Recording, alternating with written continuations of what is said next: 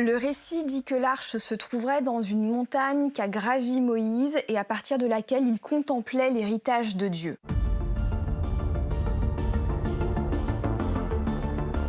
Alors là, il peut y avoir plusieurs hypothèses. La première hypothèse est que cette arche serait sur le mont Nebo. C'est la montagne qu'a gravie Moïse juste avant de mourir et qui se trouve en actuelle Jordanie. La deuxième hypothèse, c'est que l'arche aurait été déplacée sur la montagne sur laquelle Moïse aurait reçu les 10 commandements. Et là, il pourrait s'agir du mont Sinaï. Mais tout le monde n'est pas absolument d'accord sur la localisation de cette montagne.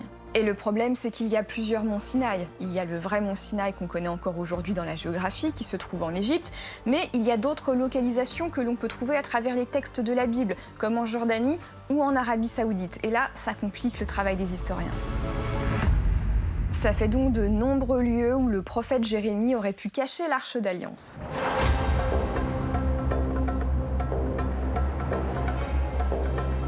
Et pourtant, selon certaines légendes, ce lieu mystérieux mentionné dans le 2e livre des Maccabées aurait fini par être retrouvé par les Templiers. Un ordre de chevaliers, à la fois moines et soldats, réputés pour leur manteau blanc frappé de la Croix-Rouge et qui se battaient en Terre Sainte pendant le Moyen-Âge.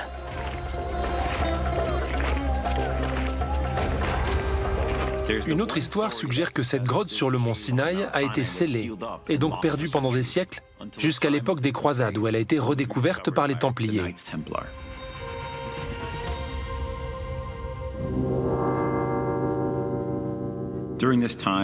À cette époque, les Templiers campaient près de l'ancienne cité de Pétra dans le sud de la Jordanie. Et là, ils auraient entendu dire que l'arche n'était pas loin. Ils se seraient alors rendus au Djebel al-Madba, une montagne proche de Pétra. Et ils ont effectivement trouvé l'arche, ainsi que d'autres trésors provenant du temple de Salomon, qu'ils ont finalement rapportés en Europe.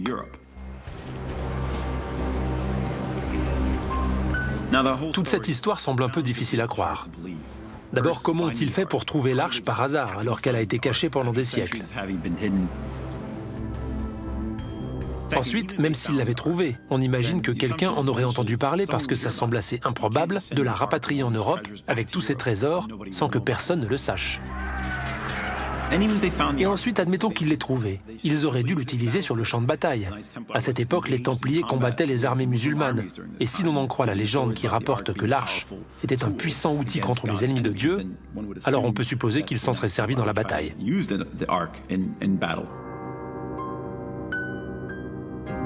Le lien éventuel entre les Templiers et l'Arche d'Alliance a fait l'objet d'innombrables théories à travers l'histoire, sans qu'aucune n'ait pu apporter la moindre preuve que les Templiers aient pu réellement trouver le coffre sacré.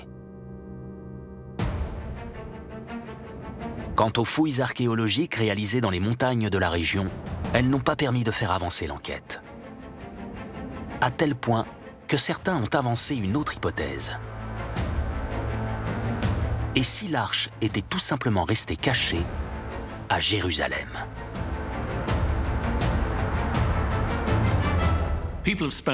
Les gens ont passé beaucoup de temps à creuser dans le désert et à chercher des indices dans les manuscrits et dans les Écritures. Mais en fin de compte, qu'en est-il de Jérusalem? Et si l'arche n'en était jamais partie? Et si elle était toujours là? Dans les récits de l'Ancien Testament, il n'est plus jamais question de l'Arche d'Alliance après la prise de Jérusalem par les Babyloniens. Il y a une autre hypothèse à laquelle on pense. Peut-être que l'Arche d'Alliance n'aurait jamais bougé de Jérusalem et qu'elle aurait été cachée pour ne pas susciter la convoitise ni des Babyloniens ni des autres peuples d'ailleurs. Selon cette hypothèse, l'arche aurait pu rester cachée depuis 25 siècles sous les ruines de l'ancien temple de Salomon. Les récits bibliques indiquent que le temple se trouvait dans ce que l'on appelle aujourd'hui la vieille ville de Jérusalem, sur le mont du Temple. Bien des années après sa destruction par les Babyloniens, les Israélites sont retournés à Jérusalem. Ils y ont reconstruit un second temple sur les ruines de l'ancien. Aujourd'hui, le mur des Lamentations serait le seul vestige de ce lieu qui fut lui aussi détruit. À proximité, on y trouve également sur l'esplanade des mosquées la mosquée Al-Aqsa, la plus grande de Jérusalem, mais aussi le dôme du rocher, un sanctuaire construit au 7e siècle de notre ère.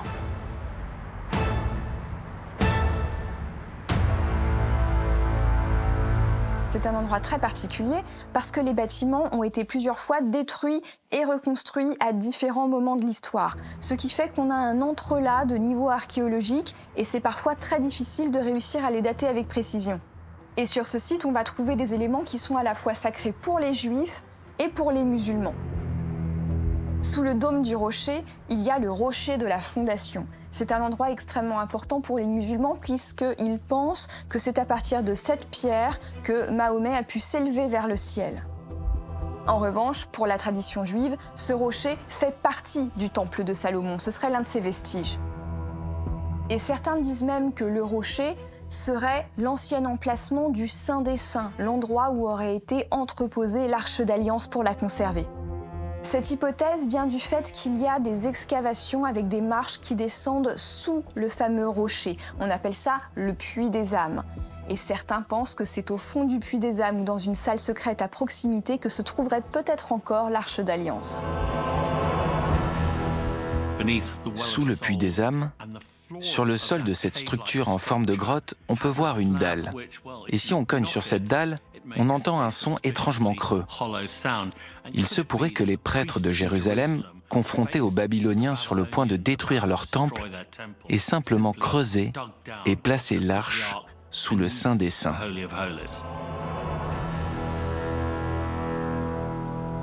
Nombreux ont été les chasseurs de trésors qui ont tenté d'explorer les souterrains de la ville de Jérusalem et en particulier les cavités situées sous le puits des âmes à la recherche de l'Arche d'Alliance. La première trace de ces expéditions remonte à 1871. On la doit à un couple d'explorateurs anglais, Sir Richard Burton et son épouse Lady Isabel Burton. C'est l'exploratrice elle-même qui raconte l'événement dans son journal intime qui sera publié en 1875. À l'intérieur, elle consacre plusieurs chapitres à leurs aventures dans la ville sainte. Et elle va s'arrêter longuement sur leur périple à l'intérieur de ce qu'elle nomme le Haram esh-Sherif, le nom musulman du mont du Temple. Le mercredi 5 avril, très tôt le matin, nous sommes allés visiter le Haram esh-Sherif. Il était fermé à cette époque de l'année, mais une autorisation spéciale avait été donnée au capitaine Burton. Il y a de nombreuses cavités encore inexplorées sous nos pieds. Elles s'étendent jusqu'aux doubles portes de l'enceinte. Les galeries souterraines sont très étendues et sont censées avoir été les réservoirs d'eau de la ville. Et c'est dans la partie consacrée au dôme du rocher que Lady Burton décrit avec précision le rocher de la fondation et qu'elle raconte avoir pu pénétrer dans le puits des âmes. Le point central est entouré de 4 piliers et de 12 colonnes. Une grille en fer occupe les espaces entre les colonnes. Autour de cette enceinte se trouvent de magnifiques panneaux en bois sculptés qui entourent le rocher. Il y a quelque chose de sublime dans cette grande pierre. Une tente verte et rouge est suspendue au-dessus de ce trésor. Une volée de 15 marches nous emmène dans la grotte sous le rocher. Mon mari a fait de son mieux pour percer la dalle qui sonne creux au centre, mais sans y parvenir.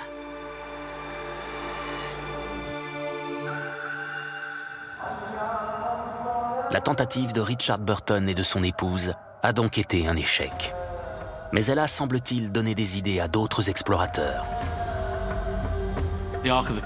L'histoire de l'Arche d'Alliance semble attirer comme un aimant tous les gens un peu excentriques qui viennent à Jérusalem.